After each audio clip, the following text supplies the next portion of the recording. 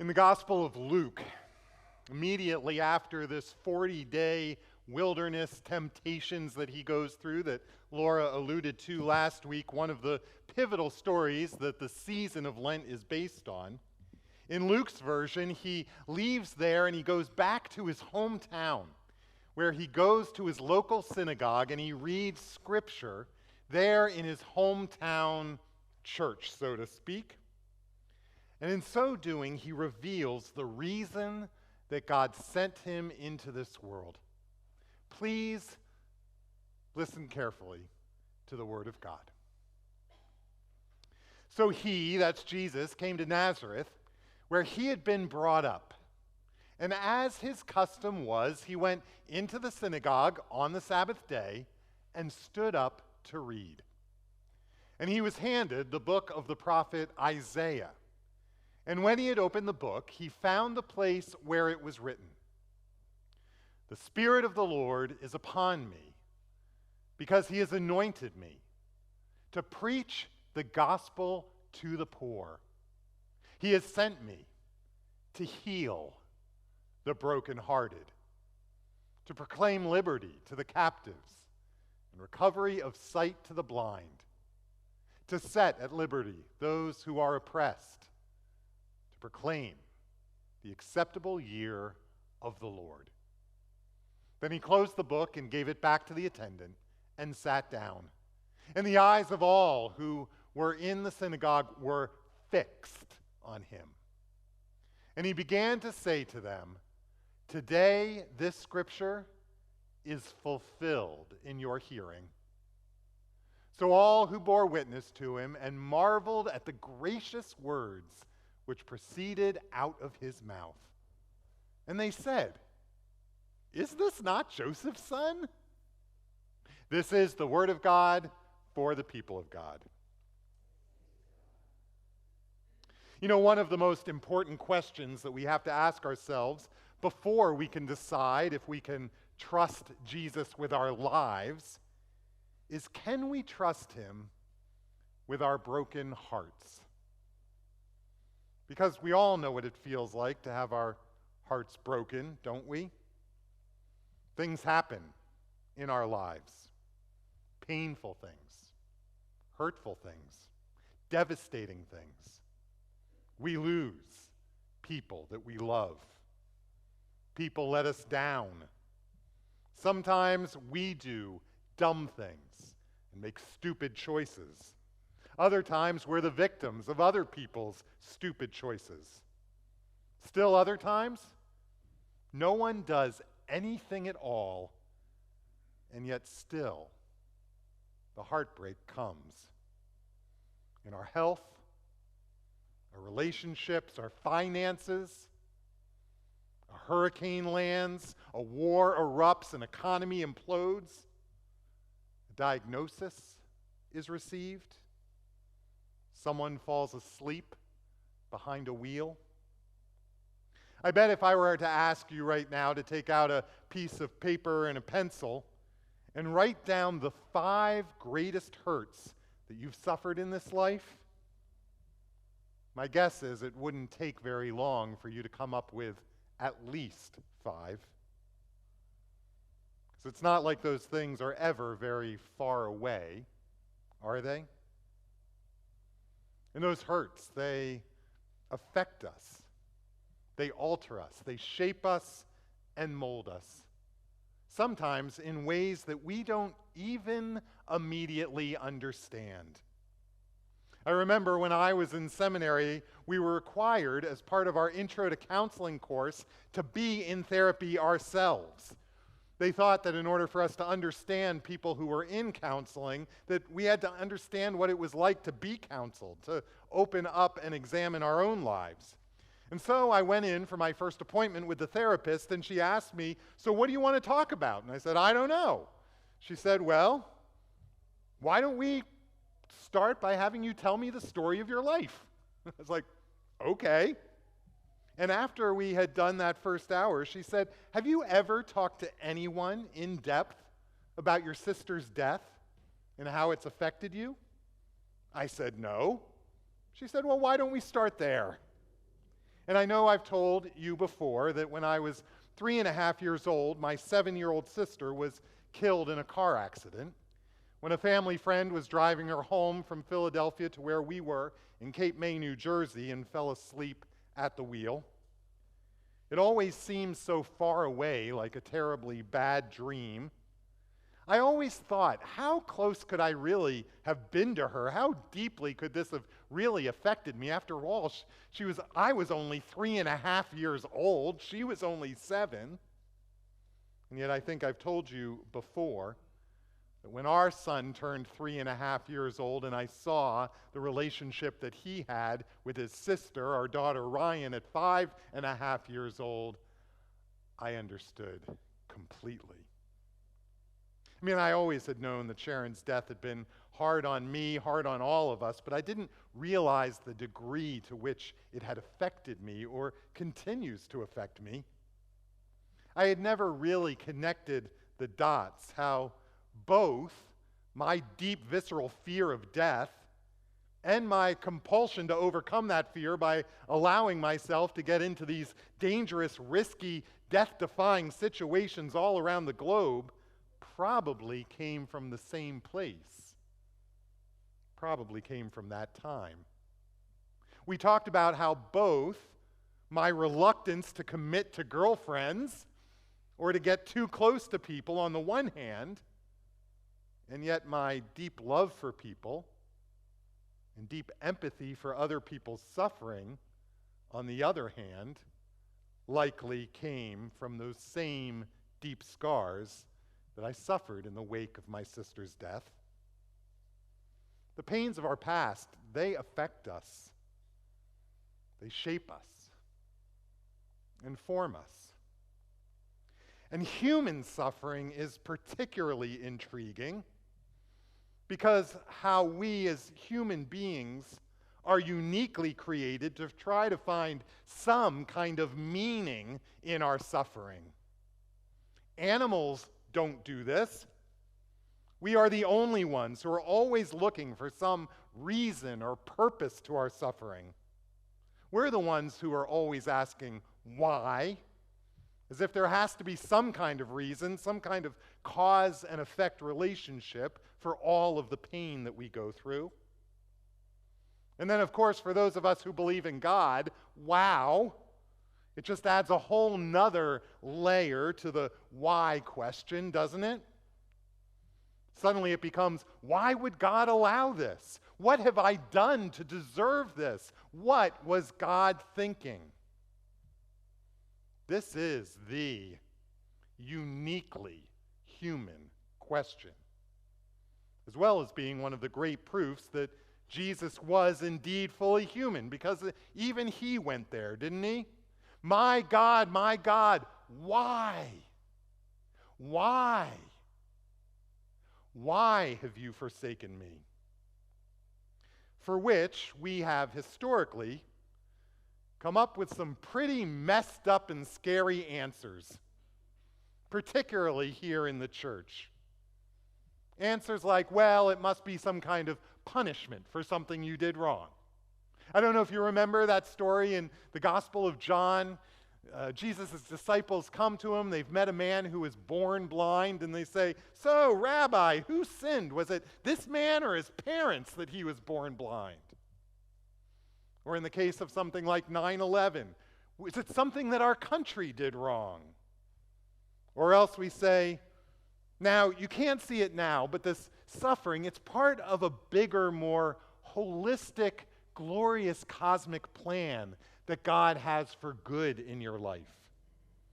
Your child died so you might learn to lean on God a little bit more, or so that you and your estranged family could grow close together again, so that the community might see what they're capable of doing for each other when tragedy strikes.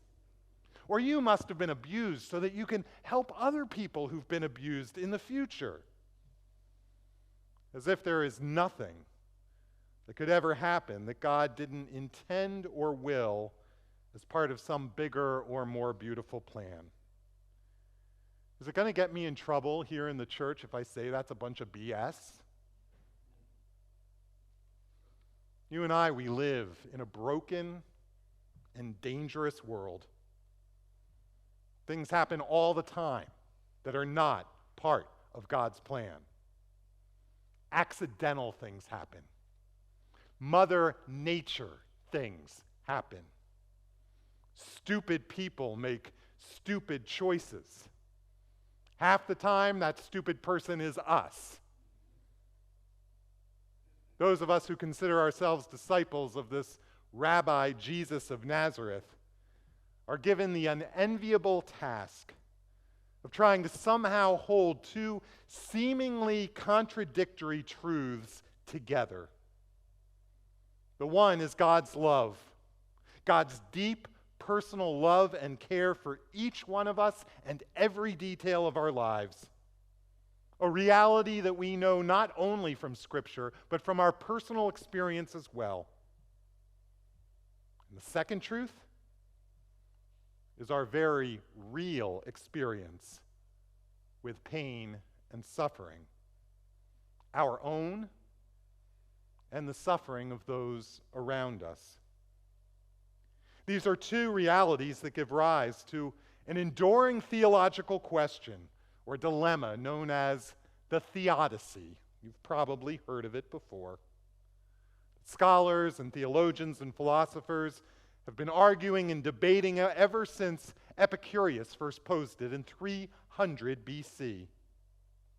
How can God possibly be both omnipotent or all-powerful and completely good when there is so much pain and suffering in our world?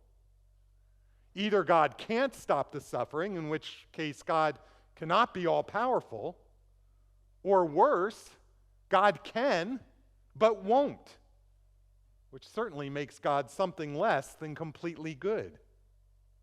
Thousands of books have been written on the subject, some better than others, some helpful, others totally not. And we don't have time to get into all the nuances and details of the arguments here, but what I can tell you is that however you cut it, there are two undeniable, inescapable realities that somehow have to be fit together. The first is the reality of suffering. That is a given in this world. Life is difficult, not just for those who deserve it, but everyone, often for no reason at all. Matthew says God causes his sun to rise on the evil and the good, sends rain on the righteous and the unrighteous. Job puts it this way. He says, "Yet man is born to trouble as surely as sparks fly upward." The entire story of Holy Week, which we're about to celebrate in 3 weeks, is the ultimate story of ultimate suffering by the one person in all of human history who deserved absolutely none of it. I've said this before, but M. Scott Peck, in his book Road Less Traveled, starts the book by saying, life is difficult. And as soon as you come to terms with that one simple reality, everything else gets much easier. We can ask why until we're blue in the face, theorize left and right about the reasons, but it won't change the simple truth, the absolute fact that pain and suffering, both deserved and undeserved, are a part of our lives. But the other reality is that God comes to us in our suffering. As Jesus said there in that synagogue, "I have come to heal the brokenhearted." It's a phrase he borrowed from the psalmist, who said, God is close to the brokenhearted. God has a special heart for those who suffer and will show up in our suffering, be present in it, if we will just allow it. Sometimes that presence comes to us very directly through prayer or a supernatural sense of God's comfort or strength, of God's courage or direction. Other times, God's presence comes to us and is made real to us through others, those who allow themselves to be used as God's hands and feet to be God's presence in other people's lives. When I was in Houston, there was a wonderful businessman, an elder and a leader in our church, a tall, handsome, athletic, deeply loved, well-respected man named Don. He had led our church's capital campaign for $36 million. Soon after I arrived, Don had a massive stroke and ended up bound in a wheelchair, unable to hardly speak, too weak to even push his own chair. His wife, Virginia, or others always had to push him around. He used to be one of the most articulate men any of us had ever known, but now the best he could do was slur a few words at a time. And after his stroke, my friend Bill Stubbs, who many of you know, suggested that we form a men's small group around Don that would meet in his home so that Don would be able to have the fellowship and support of other Christian men as he went through this journey. And so we would get together every Tuesday morning at 7:30 a.m. before work to pray and study the Bible and talk about our lives, to support each other and pray for each other.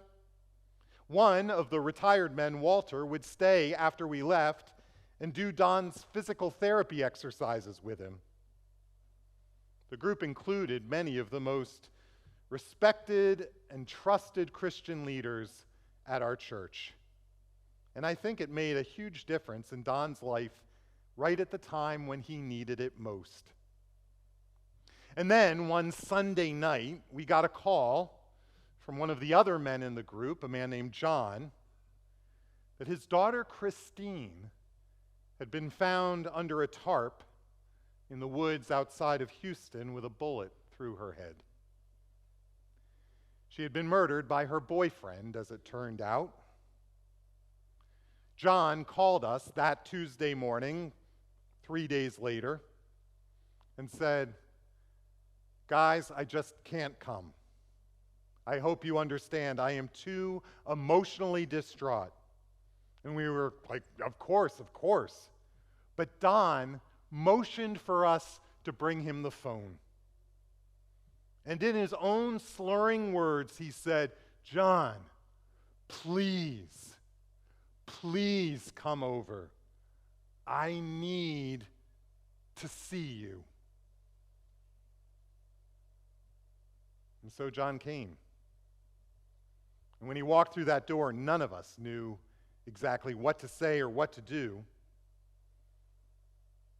But Don wheeled himself over to the front door, and he stretched out his arms to John. And there on the tile of the foyer, John got down on his knees in front of Don's wheelchair and wrapped his arms around Don, and together they just sobbed. Later on, many months later on, John would tell us that the entire time he was going through that hellish nightmare, he felt God's presence holding him and comforting him and helping him to put one foot in front of another. But he also said that he never felt God's presence anywhere near as strongly as he did that morning in Don's arms.